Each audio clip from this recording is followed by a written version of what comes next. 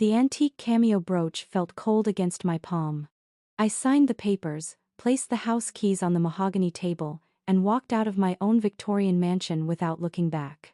My husband Marcus stood in the doorway, arms crossed, that smug smile stretching across his face. Finally showing some sense, Emma, he called after me. Should have done this months ago. I didn't respond. I just kept walking to my car, a small overnight bag in one hand, my laptop bag in the other. Behind me, I heard Sienna's laugh, high-pitched and victorious. My former business partner. His mistress. Now apparently, his co-conspirator in whatever this was.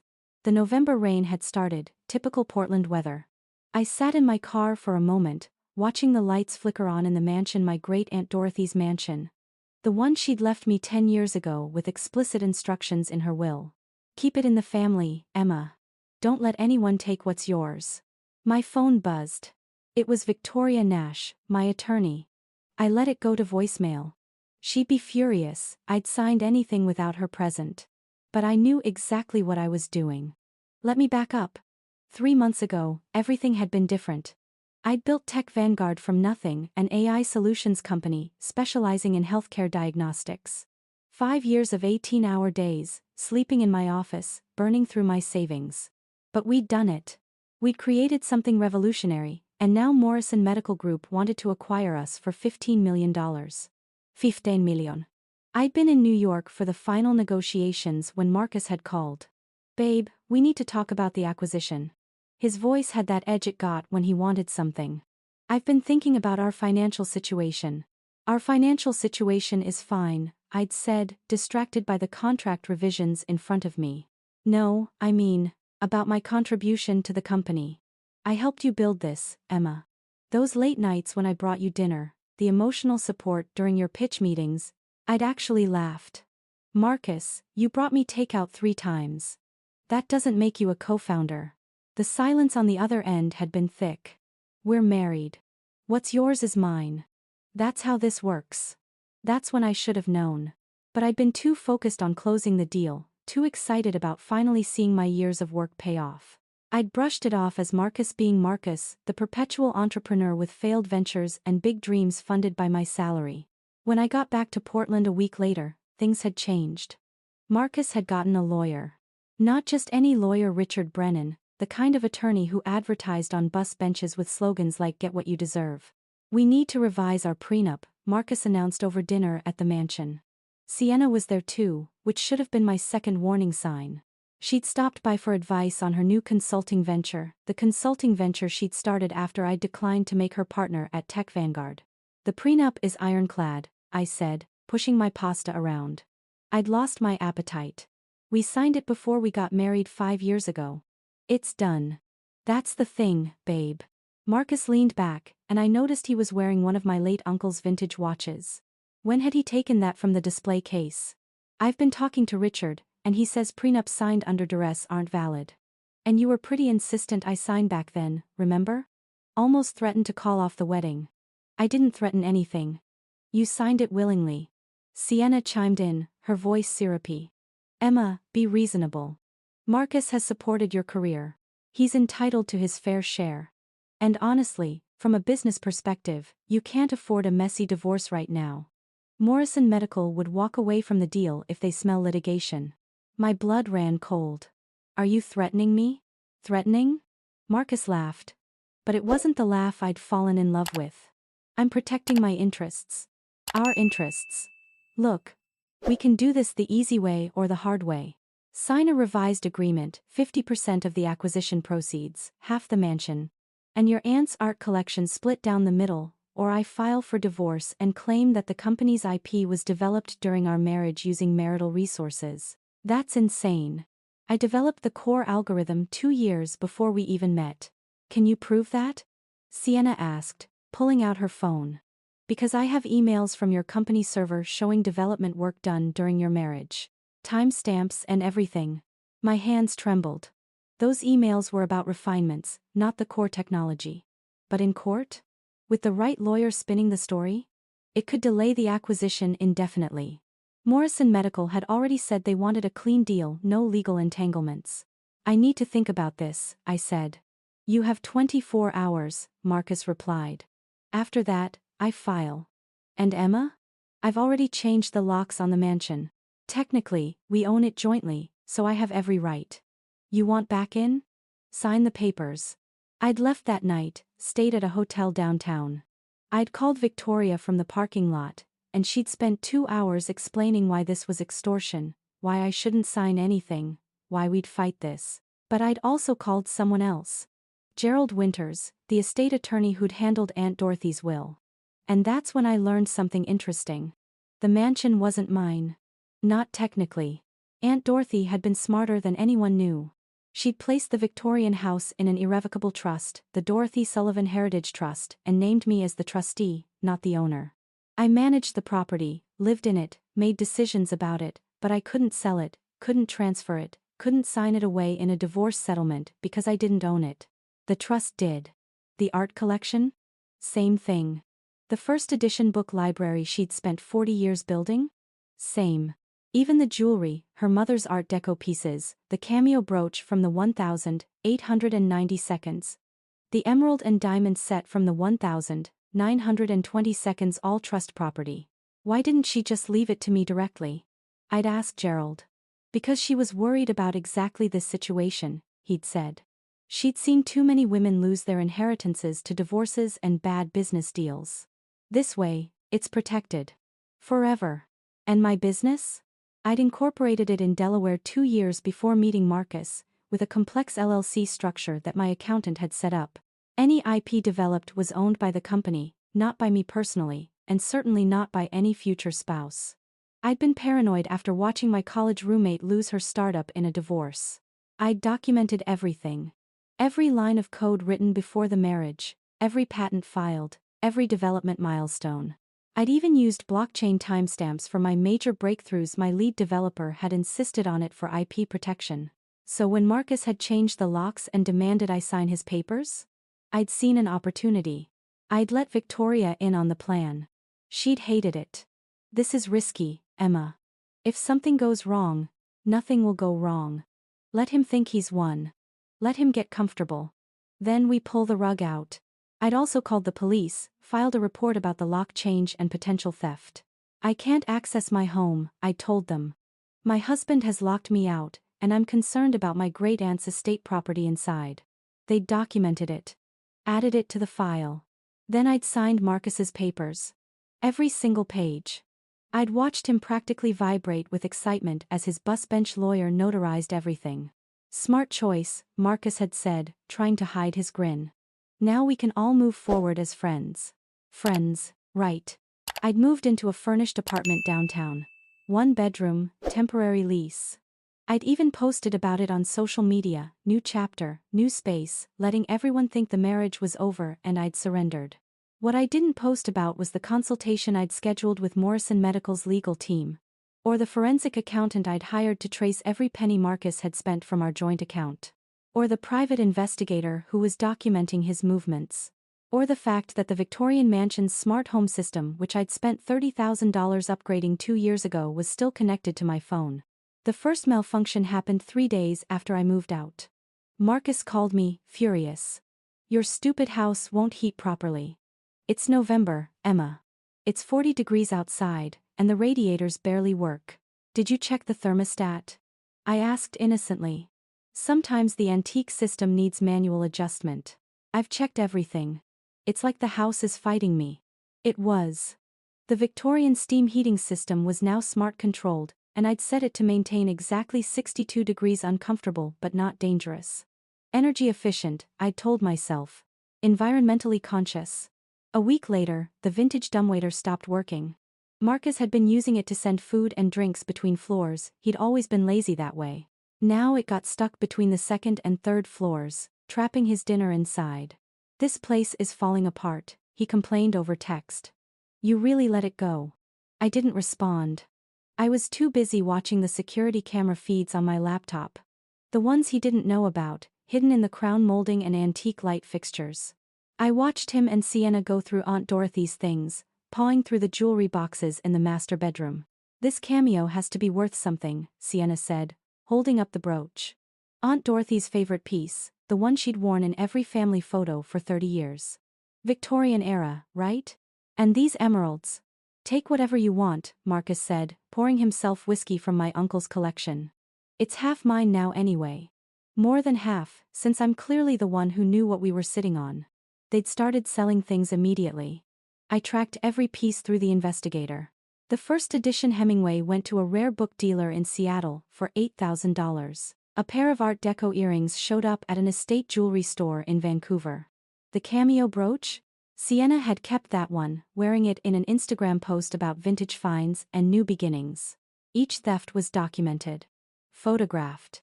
Time-stamped. Added to the evidence file. Victoria had wanted to act immediately, but I'd made her wait. Let them get comfortable, I'd said. Let them think they got away with it. The Morrison medical acquisition moved forward. The contracts were signed. The money hit my business account, all $15 million, minus taxes and fees. I'd immediately moved it into trusts and investment accounts, protected 6 ways from Sunday. That same day, I'd escalated the smart home malfunctions. The stained glass windows original to the 1,890 construction, painstakingly restored, had automated shutters I'd installed for UV protection. They started malfunctioning, getting stuck closed during the day, plunging the rooms into darkness. Or they'd open fully at night, letting November rain blow in through the old casement windows Marcus kept forgetting to latch. The pipe organ in the music room, a beautiful Victorian piece that Aunt Dorothy used to play, had been digitized and connected to the smart home system. It started playing randomly at 3 in the morning. Hymns mostly. Sometimes just single notes, over and over. This place is haunted, I heard Marcus tell Sienna through the audio feed. I swear something's wrong with this house. It's just old, she'd replied, but she looked nervous. Old houses make noise. The historic elevator was my favorite malfunction. It was a restored 1,895 cage elevator, manually operated but with smart safety features I'd added.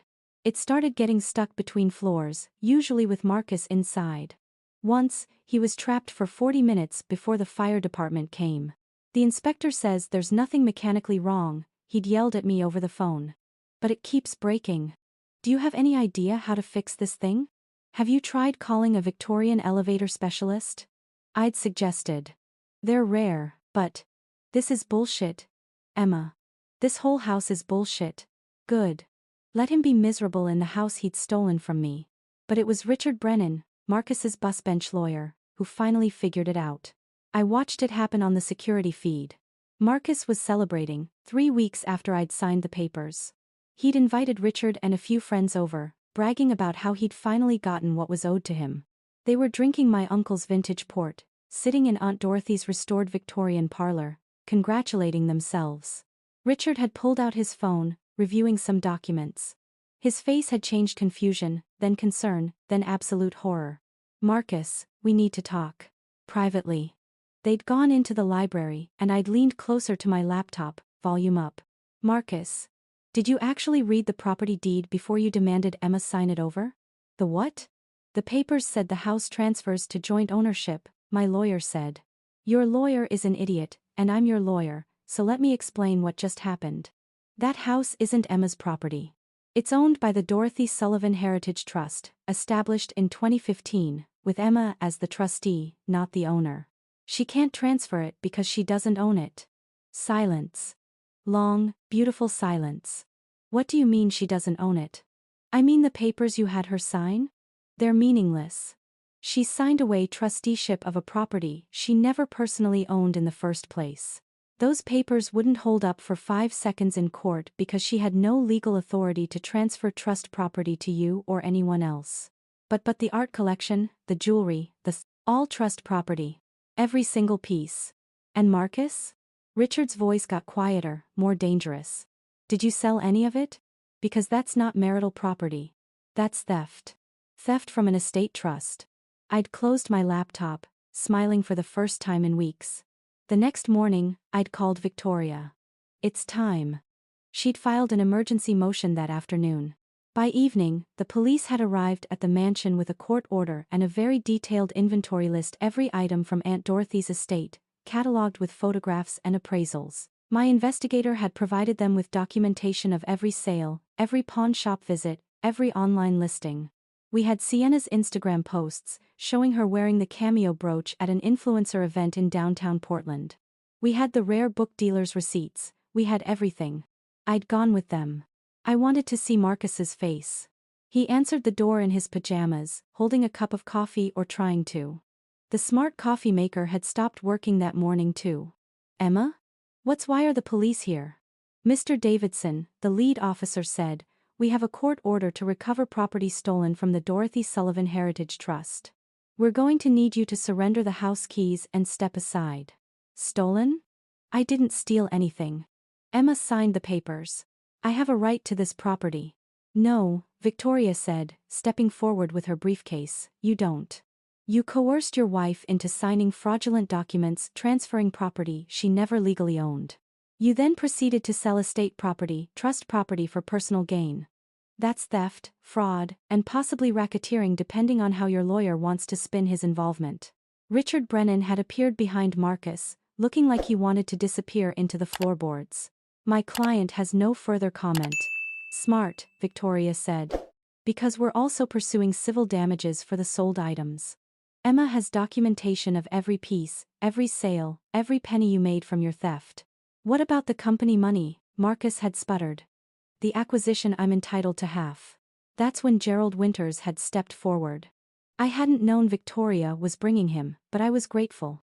Mr. Davidson, Tech Vanguard, Incorporated was incorporated in Delaware in 2017. 2 years before your marriage, with an LLC structure that explicitly separates corporate IP from personal assets. The prenup you signed, the one you claimed was signed under duress, specifically addresses this. You have no claim to any acquisition proceeds. But Sienna said. Sienna Marks is being detained for questioning regarding the possession of stolen property, the officer interjected. She was wearing a stolen cameo brooch at a public event, and we have photographic evidence. We recovered the piece from her apartment an hour ago. Let me be clear about what's happening, Marcus, I finally said, my voice steady. You're going to return every key to this house. The police are going to recover every item you haven't already sold. For the items you did sell, you're going to pay restitution at appraised value, plus penalties. The money you spent from our joint account, the $300,000 on your investment ventures and luxury purchases? You're going to pay that back too. Because I have documentation proving it was spent without my knowledge or consent. You can't. I absolutely can. And Marcus? That revised prenup you had me sign? I had it reviewed by 3 attorneys. It's unenforceable. You tried to coerce me into signing away property I didn't own, using threats about the business acquisition. That's textbook extortion. Your lawyer knows this, which is why he's currently calling his malpractice insurance carrier. Richard Brennan had actually flinched at that. The police had spent 3 hours cataloging everything. Every book. Every piece of furniture. Every painting. They'd recovered most of the jewelry from Sienna's apartment. She'd been keeping it in a safe deposit box, planning to get it appraised for her collection. The pieces she'd already sold, we had documentation for, and restitution orders were being filed. The cameo brooch had been in her purse. She'd been planning to wear it to another event that weekend. Marcus had tried to protest, tried to argue, but there was nothing to say. His bus bench lawyer had disappeared, probably already talking to his own attorney about the ethics investigation Victoria had promised to file. By evening, I'd stood in my mansion's foyer again, keys in hand. The police had changed the locks and given me the new set. Marcus was gone. He'd be staying with his mother while the legal proceedings played out. Sienna had called, crying, begging me not to press charges. Emma, please, it was Marcus's idea. I didn't know the jewelry was technically trust property. You knew it wasn't yours to take, I'd said coldly. You wore my great-aunt's cameo brooch to an Instagram photo shoot. You sold her first edition books. You helped my husband try to extort me out of my business. Save the tears for your arraignment. I'd hung up. Blocked her number. Let Victoria handle the rest. The acquisition money was safe, invested, protected. Tech Vanguard had been sold to Morrison Medical, and I'd signed a 3-year consulting contract with them for another $2 million. My career was secure. My home was secure. My great-aunt's legacy was secure. 2 months later, Marcus signed the divorce papers. He didn't have much choice. His bus bench lawyer had dropped him, and he couldn't afford anyone better after paying back the stolen money. The prenup stood. He got nothing from the marriage except legal bills and a criminal record. Sienna pleaded guilty to theft and receiving stolen property. Her influencer career was over. No brand wanted to work with someone caught wearing stolen jewelry. Last I heard, she'd moved back to Ohio, working retail. I'd hosted a party at the mansion last weekend. A celebration for Tech Vanguard's team, the people who'd actually helped build the company. Victoria came. Gerald Winters came. Even the lead officer who'd executed the court order stopped by for a drink. I'd worn Aunt Dorothy's cameo brooch, the one Sienna had stolen. It had been cleaned, restored, and now sat pinned to my dress where it belonged. The Art Deco earrings glinted under the chandelier light. Every piece was back, catalogued, protected. To Emma, Victoria had toasted, raising her glass. For being smarter than everyone else in the room. To Aunt Dorothy, I'd corrected, touching the cameo. For being smart enough to protect this family's legacy from people exactly like Marcus. The toast had echoed through the parlor, through the house that was never really mine to lose. Where every room held my great-aunt's choices, her wisdom, her protection. Where every antique radiator, every stained glass window, every creaking floorboard, was exactly where it belonged. That night, after everyone left, I'd walked through the mansion slowly, room by room. The library where Aunt Dorothy used to read to me. The music room where she'd taught me to play the pipe organ. The master bedroom where she'd shown me her jewelry collection, telling me the story behind each piece. Promise me, Emma, she'd said, near the end, when the cancer had made her too weak to leave her bed, that you'll keep this place in the family. Keep it safe. Don't let anyone take what's yours, not a husband, not a business partner, not anyone.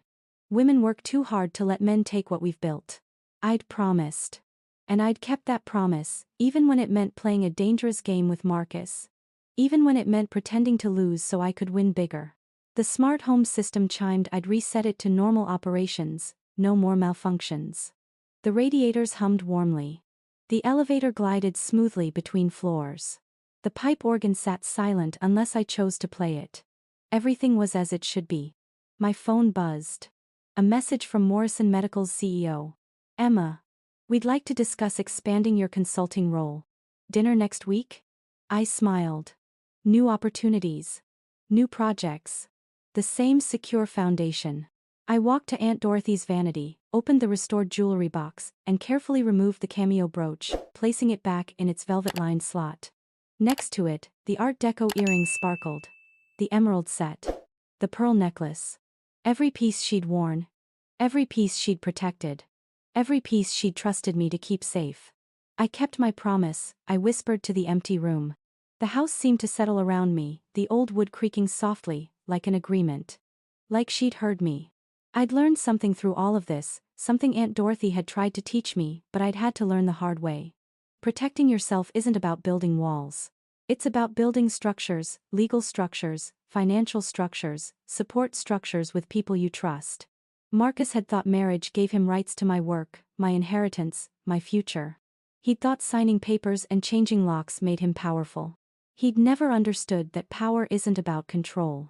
It's about preparation. I locked the bedroom door behind me, checked the smart home system one last time, all secure, all functioning, and headed downstairs to my office. I had work to do. Morrison Medical wanted to expand into 3 new product lines, and Tech Vanguard's technology was the foundation. But first, I pulled out my laptop and opened the document I'd been working on. A guide, really. Something I'd been writing for the past few weeks, organized by my attorney.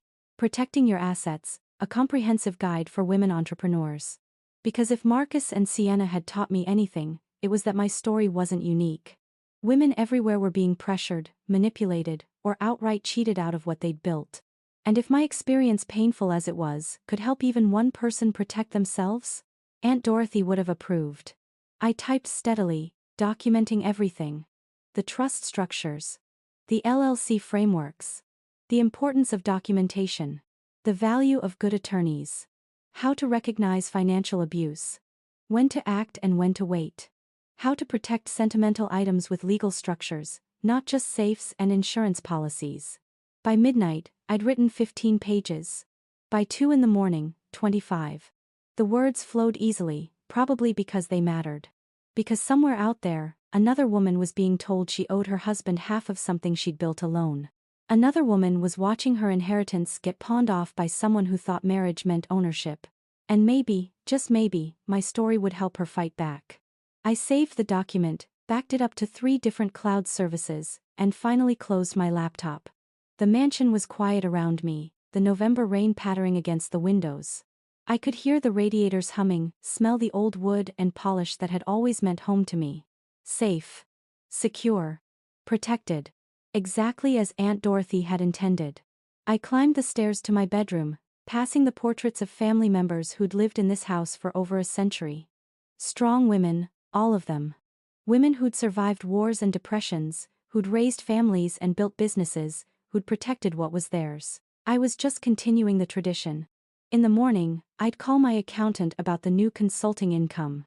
I'd finalize the restitution payments from Marcus, every penny of the $300,000, plus what he owed for the stolen items. I'd meet with Victoria about the ethics complaint against Richard Brennan. I'd schedule that dinner with Morrison Medical's CEO. But tonight, I just stood at my bedroom window, looking out at the Portland skyline, the lights glittering through the rain. My city. My home. My future. All of it protected. All of it secure. All of it mine. The cameo brooch sat in its box downstairs, waiting for the next family celebration, the next moment when I'd need to carry Aunt Dorothy's strength with me. The emeralds, the pearls, the Art Deco pieces, all of them recovered, all of them safe, all of them ready to pass down to the next generation. Because that's what legacy means. Not just money or property, but wisdom. Protection. The knowledge that women need to look out for each other, teach each other, prepare each other for the Marcus Davidsons of the world. I pulled out my phone and opened my notes app, adding one more section to my guide. On sentimental value. Why your grandmother's jewelry matters more than you think. Because that had been the key, really. Marcus had thought the jewelry was just money, just assets to sell. He'd never understood that the cameo brooch meant Sunday dinners with Aunt Dorothy, her stories about her own grandmother, the unbroken chain of strong women in our family. He'd thought he could steal my legacy. Instead, he'd just taught me how valuable it really was. I fell asleep that night in my own bed, in my own house, in the master bedroom that had belonged to 3 generations of women before me. The smart home system kept watch. The security cameras recorded. The trust protected. And tomorrow, I'd start teaching other women to do the same. Because if Marcus had taught me anything, it was this. The best revenge isn't getting even. It's building something so secure, so protected, so completely yours, that they can never touch it in the first place. And then? You teach every other woman you know to do the same thing. That's legacy. That's power. That's how you win.